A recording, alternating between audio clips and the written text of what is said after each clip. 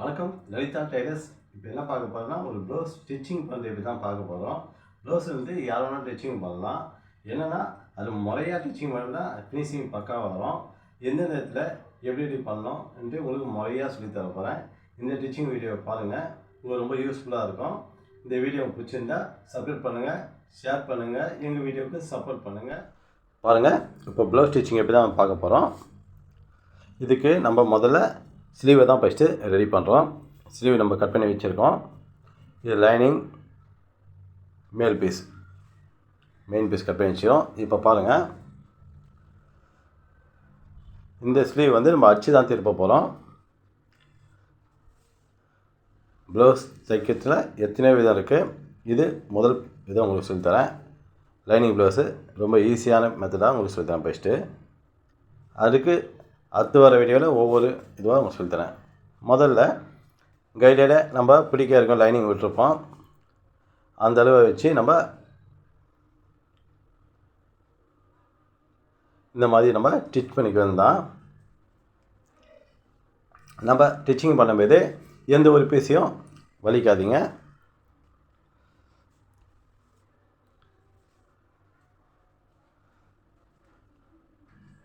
அதே மாதிரி sleeve stitching பண்ணும்போது ஆப்போசிட் மாற்றக்கூடாது.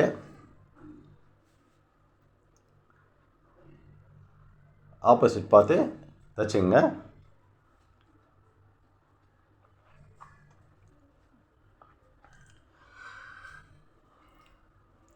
வீடியோவில் எங்கெங்கே எப்படி அளந்து எப்படி தைக்கணும் உங்களுக்கு சொல்லியிருப்பேன்.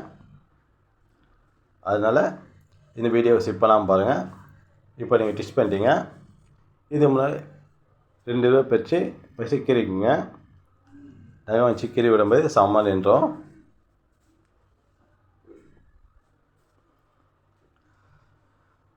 கீறிட்டு இந்த மாதிரி வச்சுட்டு ஓரத்தையில்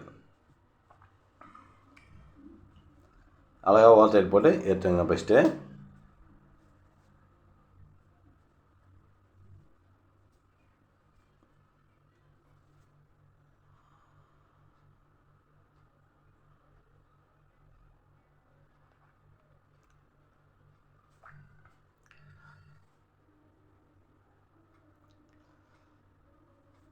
இந்த மாதிரி ஒரு போட்டு எடுத்துட்டிங்க.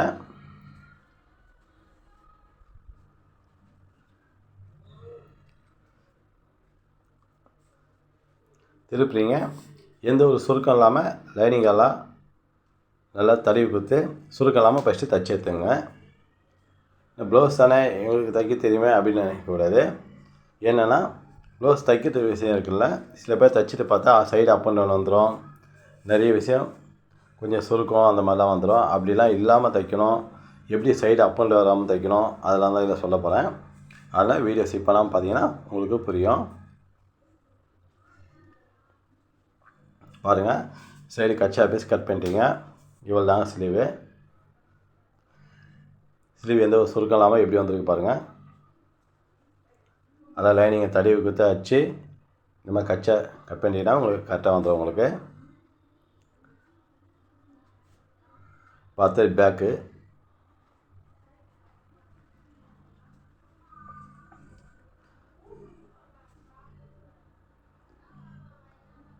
இந்த மாதிரி மவுத் அடிக்க ஏற்கனவே நம்ம பீஸ் கொடுத்துருக்கோம். லைனிங் பீஸ்னால அப்படியே மடிச்சு அடிச்சிடலாம் நீங்கள் 1 இன்ச்சுக்கு. இப்போ லைனிங் பீஸு மேலே ஒரு 1 இன்ச்சு மடிக்கிறோம் அப்படின்றப்ப 4 பிட்டு நல்லா ஸ்டிப்பாக இருக்கும் கீழே.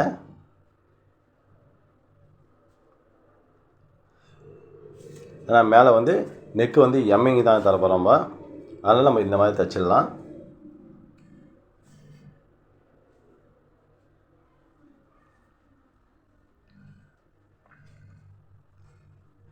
ஸ்டிச்சிங் பண்ணிட்டு இந்த மாதிரி சுருக்கம் இல்லாமல் லைனிங்கை வந்து தடவி கொடுத்து பொறுமையாக அந்த ரவுண்டு திருப்பும்போது நீங்கள் எந்த காரணமும் வலிச்சிடக்கூடாது பீஸை.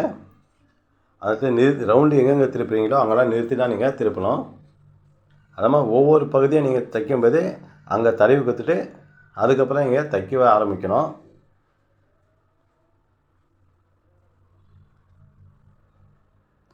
பாருங்கள், நிறுத்தி நிதானமாக திருப்புங்க ரவுண்டு பகுதியெலாம்.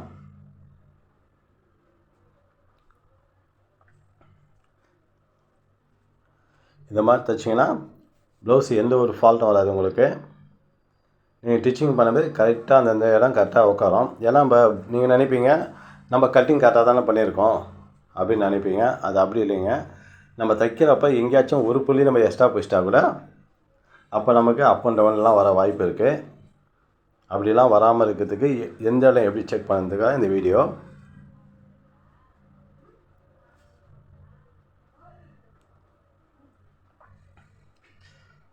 பாருங்கள், எந்த ஒரு சுருக்கமும் இல்லை. திருப்பி போட்டாலும் பாருங்கள், எந்த ஒரு சுருக்கமும் இல்லை. இப்படி தாங்க பளிச்சுன்னு இருக்கணும். இப்போ இந்த பீஸுங்கள்லாம் கச்சா பீஸை கட் பண்ணி எடுத்துங்க. கட் பண்ணி எடுத்தாச்சு. நம்ம 2 இன்ச்சு வந்து கச்சா விட்டுருக்கோம். அந்த கச்சாவை விட்டுருங்க. விட்டுட்டு சென்டர் மார்க் 2ஆக மடித்து போட்டு சென்டராக மார்க் பண்ணிங்க. இதுதாங்க டாட்டுக்கு.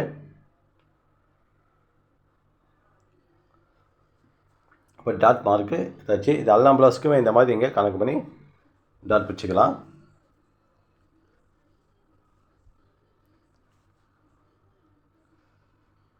டேப் வச்சு ஒரு 3 இன்ச்சு வச்சு மார்க் பண்ணிங்க.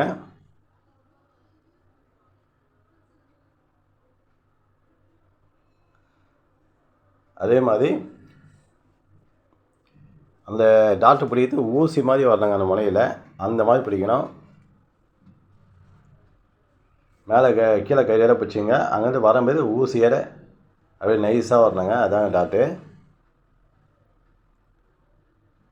தடியாக போய் வந்து அப்படியே திருப்பக்கூடாது. துணி சுருக்கம் வந்த மாதிரி இருக்கும். இல்லை இது ஸ்ட்ரைட்டாக கிராஸாக கொண்டு வரணும் ஊசியோட. அப்படியே பாருங்கள், பொறுமையாக வீடியோ பார்க்கும்போது உங்களுக்கு தெரியும். உங்களுக்கு எடுத்துகிட்டு அங்கே நூலை வந்து கட் பண்ணாதீங்க.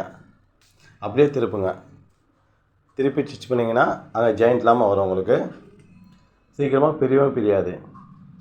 அந்த முனையில் மட்டும் குறுக்கட்டி ஏற்றுங்க.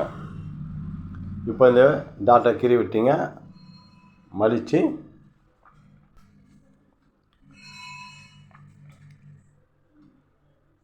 இடுப்பு பகுதி அந்த அளவு ப்ளவுஸ் எடுத்து இடுப்பு போட்டு மார்க் பண்ணிக்கங்க.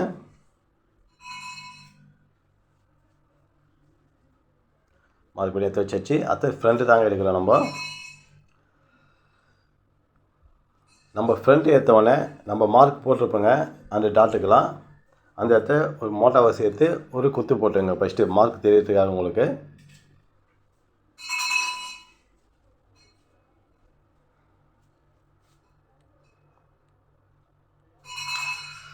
ஒரு குத்து போட்டாச்சு.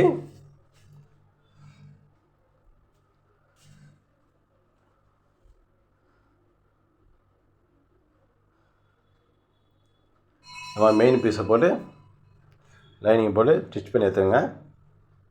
அதே மாதிரி தாங்க எங்கேயும் வலிக்காதீங்க. வலிக்காமல் குளிர் குத்து பொறுமையாக தழுவி குத்து ஸ்டிச் பண்ணுங்கள்.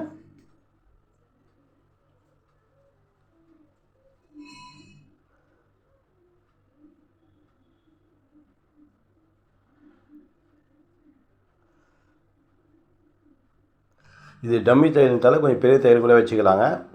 ஏன்னா எதாவது ஃபால்ட் ஆச்சுன்னா பிரிக்க வசதியாக இருக்கும். ஸ்டிச்சிங் பண்ணுறப்ப சின்ன தையல் ஆக்கிங்க. மெயினாக இது டம்மி தையல் தான் சுற்றி அடிக்கிறது.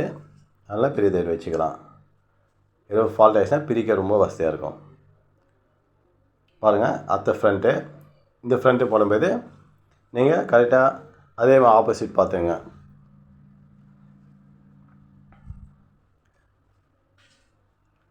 இந்த துணி பட்டு துணியெல்லாம் அழகாக ஆப்போசிட் தெரியும். சில துணியில் ஆப்போசிட் தெரியாது. ஏன்னா ஒரே மாதிரி இருக்கும். அப்போ நீங்கள் பார்த்து ஆப்போசிட் போடும்போது கரெக்டாக இருக்கும். இந்த மாதிரி கச்சாலாம் சுற்றி கட் பண்ணி எடுத்துங்க.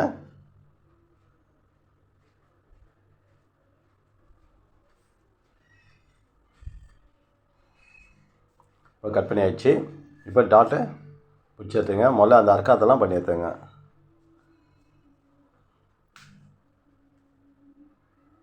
தற்காத்தெல்லாம் முன்னாடி பண்ணி வச்சுக்கிட்டிங்கன்னா அப்போ டாட் பிடிக்க ஈஸியாக இருக்கும் உங்களுக்கு.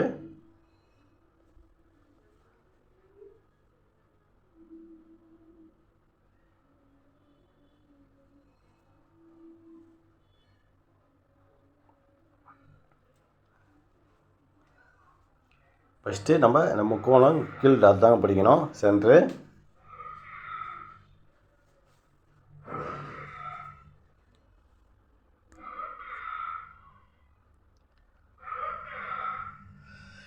இந்த மாதிரி ஸ்டிச் பண்ணி எடுத்துங்க.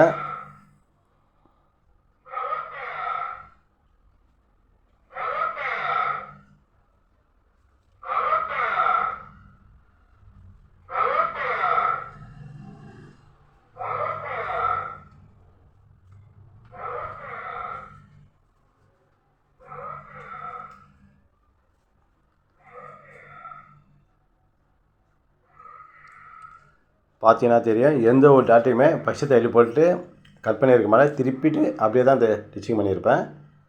இதே நீங்கள் ஃபாலோ பண்ணுங்கள்.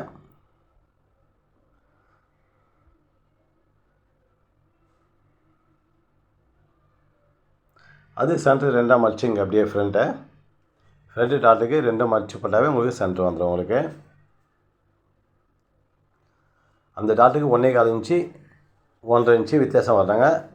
அப்போ தான் ஷேப் கரெக்டாக வரும். இல்லை ஷேப் வந்து குத்திட்டு நிற்கிற மாதிரி இருக்கும், இல்லை சமமான மாதிரி இருக்கும். அப்படிலாம் இல்லைன்னா கரெக்டாக ஒரு 1.5 இன்ச்சு இல்லை 1.25 இன்ச்சு நீங்கள் அந்த கேப் விடணும். அப்போ தான் டாட் நல்லா வரும்.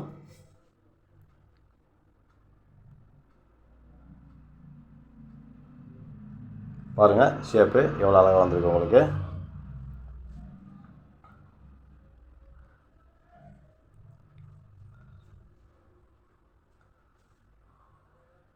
இதுதாங்க ஃப்ரண்ட்டு. நம்ம அடுத்தது இதுக்கான பட்டி பீஸ் ஸ்டிப்பு பீஸும் கட் பண்ணி வச்சுருப்போம். அந்த பீஸ் எடுத்துங்க. ஸ்டிப்பு எக்ஸ்ட்ரா தேவைன்னா எக்ஸ்ட்ரா பீஸ் நீங்கள் கட் பண்ணி உள்ள ஸ்டிப்பாக கொடுத்துக்கலாம். அப்படி தேவைன்னா நீங்கள் கீழே லைனிங் கொடுத்து மெயின் பீஸ் மேலே வச்சு நீங்கள் ஸ்டிச்சிங் பண்ணிடலாம்.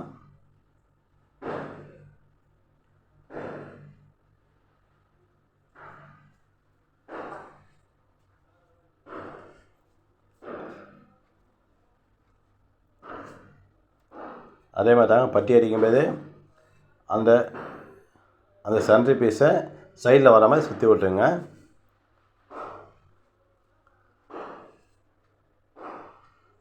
ஏன்னா நீங்கள் அப்படியே பிடிச்சிங்கன்னா முறுக்கும். அதை சுற்றி விட்டு அடிக்கிறப்ப தான் முளைப்பகுதி மட்டும் பிடிக்கும். அப்போ உங்களுக்கு மேலுக்கு வந்து சுருக்கம் வராது. அதேமாதிரி ஆப்போசிட் பார்த்து அடிச்சுட்டு கீறிடுங்க. பீஸை கீறிட்டு எட்ஜு வார்டெயில் போட்டுங்க.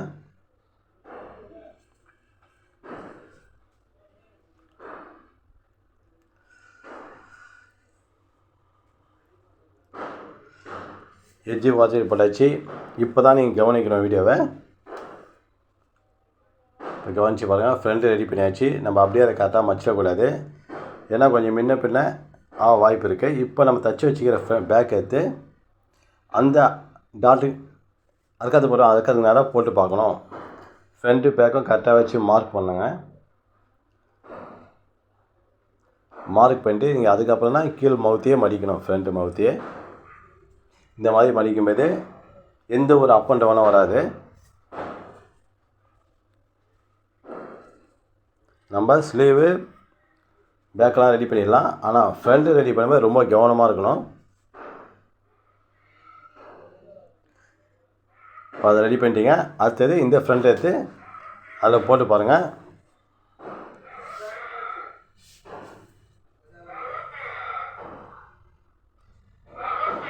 போட்டு பார்த்தீங்க கரெக்டாக இருக்குது. இப்போ அதை தைக்கலாம்.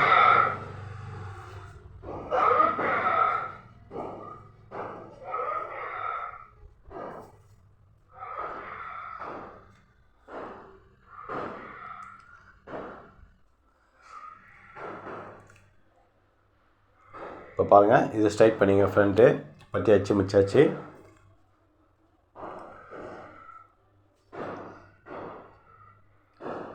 அடுத்தது இந்த பட்டி அடிக்கு 2க்குமே லைனிங் பீஸ் போடுவாங்க. அந்த மாதிரி போடக்கூடாதுங்க. நீங்கள் ஐ பட்டிக்கு வந்து மெயின் பீஸ் தாங்க போடணும். ஏன்னா 1 இன்ச்சு நம்ம அடிப்போம். அப்போ ஊக்கு பட்டி போடும்போது லைட்டாக கேப்பு தெரிஞ்சாவிட அந்த லைனிங் பீஸ் தெரியும் உங்களுக்கு. ஆனால் மெயின் பீஸ் போடும்போது ஒன்றுமே தெரியாதுங்க உங்களுக்கு.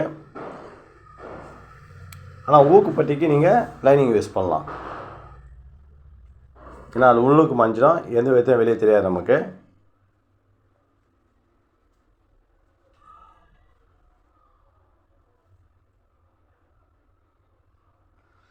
பாருங்கள், இது ஊக்குப்பட்டி. இதுக்கு நீங்கள் ஓரத்தையில் போட்டுக்கணும்.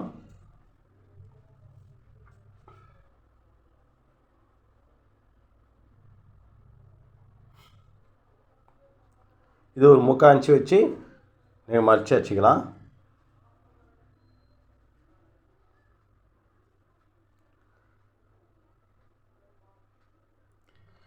இது ஸ்டிச்சிங் மேலே உள்ளுக்கு வந்து ஒரு மடிப்பு எக்ஸ்ட்ரா போடாமல் பாருங்கள். அப்போ தான் ஊக்கு கட்டுற மாதிரி கிரிப்பாக பிடிக்கும் உங்களுக்கு.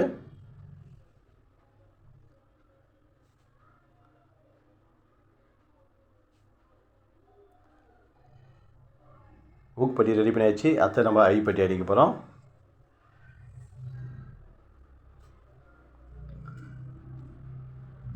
ஐப்பட்டி அடிக்குள்ள நல்லா பக்காவாக கீறி விட்டுருங்க. கீறி விட்டுக்கிட்டு 1 இன்ச்சு வச்சு மடிங்க. இந்த மாதிரி அடிக்கும்போது நம்ம எந்த ஒரு கேப்பாக நமக்கு ஃப்ரண்ட்டில் டைட்டாக இருந்தால் கூட எந்த ஒரு கேப்பும் தெரியாது. அதுக்காக தான் 1 இன்ச்சு வச்சு அடிக்கணுன்றது. டபுள் ஸ்டிச்சிங் பண்ணிக்கங்க.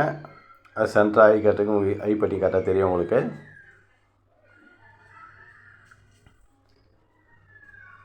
இப்போ ஃப்ரண்ட்டு ரெடி ஆகிடுச்சு. ஃப்ரண்ட்டை போட்டு மேலெலாம் கட் பண்ணோன்னா எல்லாம் கட் பண்ணி எடுத்துங்க.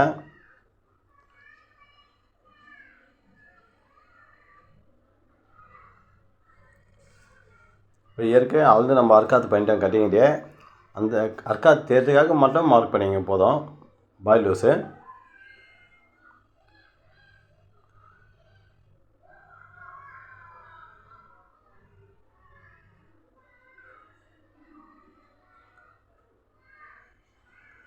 இதே ஃப்ரண்ட்டு ஏதோ அப் அண்ட் டவுன் இருக்கா அவங்க அளவுக்கு ப்ளவுஸை போட்டு செக் பண்ணிங்க. செக் பண்ணிட்டா நீங்கள் போட்டு அளவு எடுக்கணும். அதில் அப் அண்ட் டவுன் இருந்துச்சுன்னா நீங்கள் அதே மாதிரி போடும்போது இதில் ஃபால்ட் வந்துடும் உங்களுக்கு. நம்ம ஊக்கு பட்டியை தான் போட்டு நம்ம மார்க் பண்ணணும். அது போல் 2 பட்டியும் கரெக்டாக தான் பாருங்கள். கரெக்டாக இருந்துச்சு. அதில் போட்டு நம்ம மார்க் பண்ணிட்டோம். இப்படி தாங்க செக் பண்ணி அடிக்கணும். அப்போ தாங்க இடுப்பும் எந்த ஒரு சேஞ்சும் வராது. நம்ம இடுப்பு வச்சுக்கோ கரெக்டாக இருக்கும். இப்போ ஷோல்டர் ஜாயின் பண்ணி வந்தால் நம்ம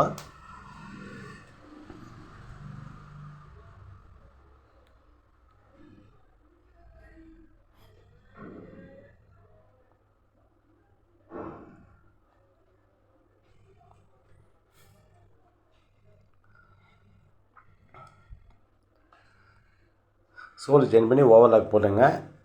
எங்ககிட்ட ஓவர்லாக் போட்டுட்டேன். உங்கள்கிட்ட ஓவர்லாக் போட்டுங்க. இல்லைனா கடையில் ஒரு 20 பீஸ்க்கு தவிர லாஸாக போட்டு கொடுத்துருவாங்க. இந்த மாதிரி ஓவர்லாக் போட்டுறமே ஃபினிஷிங்காக இருக்கும். எந்த காலமும் பிரிஞ்சு வராது, எந்த நூலும் வெளியே வராது. அதுக்காக தான் ஓவர்லாக் போட்டேன். அடுத்து ஸ்லீவ் அட்டாச்சிங் எப்படி பண்ண பாருங்கள். நம்ம தைச்சிருக்கோம். அந்த சென்டர் மார்க்கை ஃபஸ்ட்டு எடுத்து வைங்க.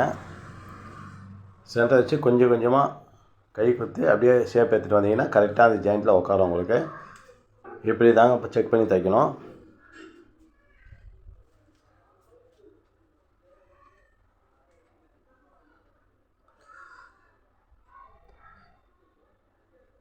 இந்த மாதிரி தைக்கும்போது நம்ம சிலுவை எந்த காலங்களும் வலிக்கக்கூடாது. வலிச்சா சுருக்கம் வந்துடும். எந்த ஒரு சுருக்கம் இல்லாமல் எப்படி நம்ம அளந்து பார்த்தோம் அதே மாதிரி படிப்படியாக எடுத்து வச்சு கொஞ்சம் கொஞ்சமாக ஃபஸ்ட்டு ஸ்டிச்சிங்காக பண்ணிக்கணும். அப்போ ஸ்லீவ் எந்த ஒரு சுருக்கம் இல்லாமல் கரெக்டாக உங்களுக்கு உட்காரும்.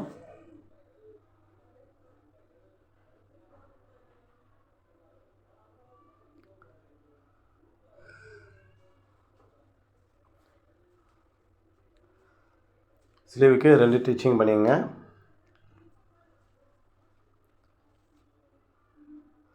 ஸ்லீவு ஷோல்டர் எல்லாத்துக்குமே டபுள் ஸ்டிச்சிங் தான் போடணும். நீங்கள் தேவைப்பட்டால் ஒரு ஸ்டிச்சிங் எக்ஸ்ட்ரா கூட போடலாமே தவிர கம்மியாக போடக்கூடாது.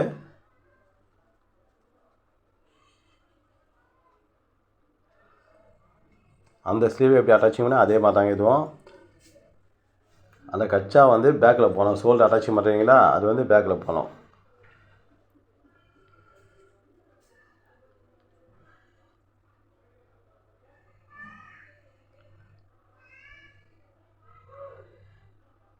சரியாக வரலன்னா முன்னாடி வச்சு செக் பண்ணிங்க. செக் பண்ணிட்டு கரெக்டாக பார்த்து அதுக்கப்புறம் ஸ்லீவே நீங்கள் ஏற்ற ஆரம்பிக்கலாம். அந்த அர்க்காத்து கரெக்டாக நம்ம கட்டிங் அர்க்காத்து கரெக்டாக வந்திருக்கான்னு செக் பண்ணி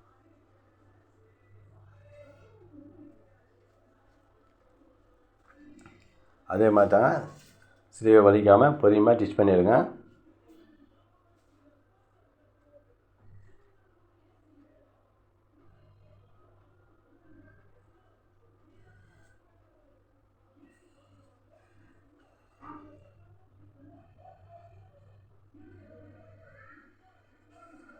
ஏதாவது டவுட்னால் உங்களுக்கு நீங்கள் டிஸ்கஷன் கேளுங்க, உடனே நான் உங்களுக்கு ரிப்ளை பண்ணுறேன்.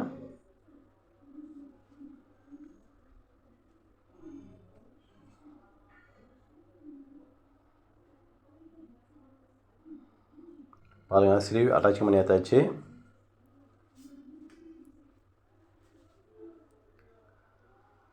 அடுத்தது அதே மாதிரி ஸ்லீவ் டிச்சிங் பண்ணும்போது சைடு அடிக்கும்போது அவங்க கொடுத்துக்கிற அளவு ப்ளவுஸு 2 ஸ்லீவும் ஒரே மாதிரி தான் நீங்கள் செக் பண்ணிக்கணும்.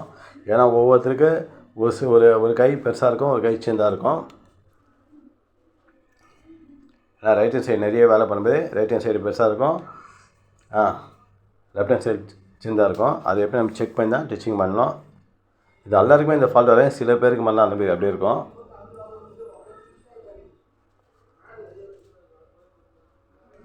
அதே மாதிரி அந்த ஃப்ரண்ட்டாக இருக்காத்தும் பேக்காக இருக்காத்தும் ஜாயிண்ட்டு கரெக்டாக தானே பார்த்துங்க.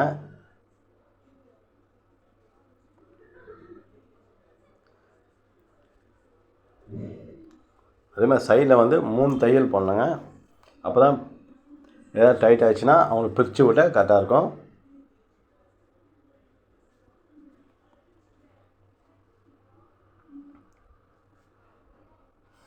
இப்போ பாருங்கள், நம்ம தையல் போட்டோம். போட்டு நூலை கட் பண்ணிட்டு ஒரு 1.5 இன்ச்சு லெவலாக வர மாதிரி கட் பண்ணிக்கங்க. நான் நல்லா எப்பவுமே கட்டிங் பண்ணும்போது 2 இன்ச்சு விடுவேன். 2 இன்ச்சு விடுறதுக்கு உள்ள வரதுக்காக குறைஞ்சபட்சம் ஒரு 1.5 இன்ச்சு உள்ள துணி விடணும். இப்போ கட் பண்ணும்போது ஒரு லெவலாக இருக்காங்க. நம்ம ஸ்டார்டிங்லேயே அதை விட்டுட்டோமா, அப்புறம் கொஞ்சம் அப் அண்ட் டவுன் வர மாதிரி கட் பண்ணும்போது அது முறையாக இருக்காது.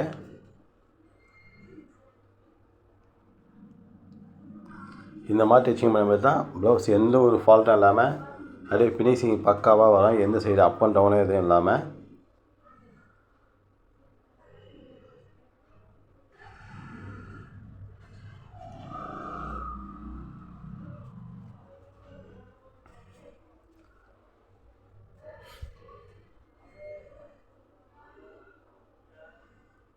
பாருங்கள், சைடு முடிஞ்சிச்சு.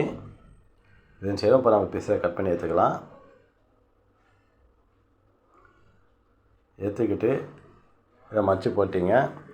உங்கள் இடுப்பு அவங்க அளவு ப்ளவுஸ் போட்டு உடனே செக் பண்ணிங்க. பார்த்தீங்கன்னா இப்போ கரெக்டாக இருக்குது, எந்த ஒரு மிஸ்டேக்கும் இல்லை, கரெக்டாக இருக்குது. இப்போ இந்த மாதிரி தைக்கும்போது தான் எந்த ஒரு மிஸ்டேக்கும் இல்லாமல் நமக்கு வரும். பார்த்தது நம்ம கிராஸ் பீஸ் எடுத்துக்கிறோம். 1.25 இன்ச்சு வச்சு கட் பண்ணியிருக்கோம். இது ஜாயின் பண்ணி எடுத்துங்க பெஸ்ட்டு.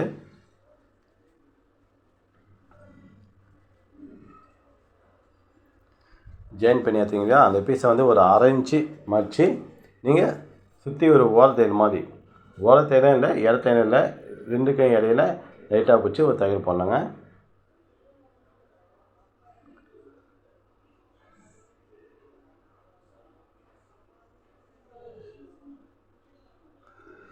கைடு எல்லாம் இருக்குங்களா, அதில் 1/4 எடை அந்த மாதிரி வச்சு தையல் போடுங்க. போட்டு இந்த பீஸை லவுல் பண்ணிங்க. ஃபஸ்ட்டு 3/4 இன்ச்சு கரெக்டாக இருக்கா, எங்கன்னா முன்ன பின்ன போச்சுன்னா அதை கரெக்டாக கட் பண்ணி லவுல் பண்ணிங்க. அந்த மாதிரி லவுல் பண்ணிங்கன்னா பைப்பிங் ஒரே மாதிரி வரும். ஏன்னா இது பைப்பிங் நெக்.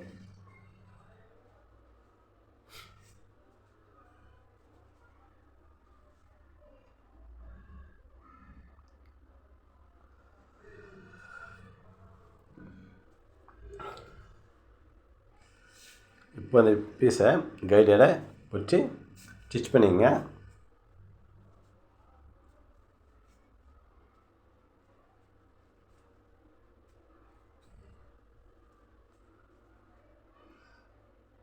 பைப்பிங் பீஸை வலிக்காமல் பொறுமையாக குளிர் குத்தி அழகாக தைச்சி எடுத்துங்க. வலிச்சிங்கன்னா திருப்பி நீங்கள் மடிச்சு அடிக்கும்போது அதே மாதிரி வலிச்சா மாதிரி ஒரு மாதிரி சுருக்கமாக அந்த மாதிரி இருக்கும். அதை வலிக்காமல் தைச்சிக்கோங்க. இந்த மாதிரி தைக்கும்போது தான் கரெக்டாக இருக்கும் உங்களுக்கு.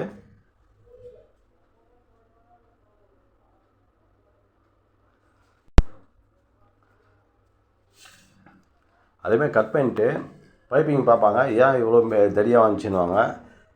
தடியாக வரட்டும் மெலிசாக வரட்டும் நம்ம கையில் தாங்க இருக்குது.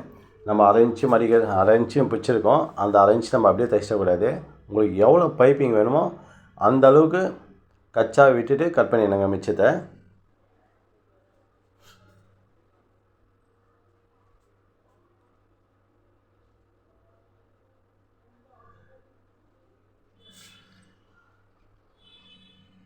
பாருங்கள், நமக்கு எவ்வளோ பைப்பிங் வேணுமோ அந்த சைஸுக்கு மிச்சங்கிற பீஸை நம்ம கட் பண்ணி எடுத்துடணும்.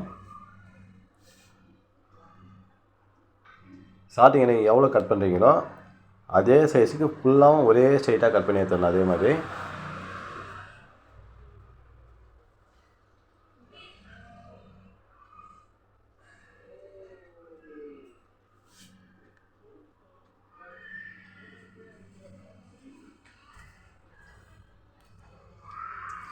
அவ்வளோதாங்க.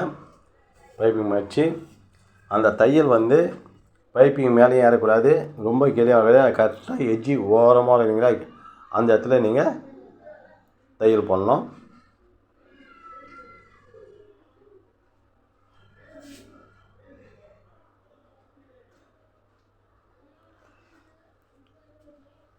அந்த பைப்பை என்றைக்குமே ஃபாஸ்ட்டாக அடிக்காதீங்க, ஸ்லோவாக அடிங்க. அப்போ உங்களுக்கு கரெக்டாக வந்துடும். எங்கெங்கே ஸ்லோ பண்ணணுமோ அங்கே ஸ்லோ பண்ணி தான் ஆகணும். ஃபாஸ்ட்டாக தைச்சிக்கலாம். எல்லாத்தையும் ஃபாஸ்ட்டாக தைக்கிறப்ப அந்த ஃபினிஷிங் உங்களுக்கு வராது. உங்களுக்கு நம்ம ஒரு நல்ல ப்ளவுஸ் பண்ணோன்னா பொறுமையாக தான் தைச்சாகணும். எல்லாத்துலேயும் பொறுமையாக தைக்க சொல்ல ஃபாஸ்ட்டாக சில இடத்துல மட்டும் பொறுமையாக கண்ட்ரோல் பண்ணால் தான் நமக்கு அந்த வேலை சுத்தமாக இருக்கும். நமக்கு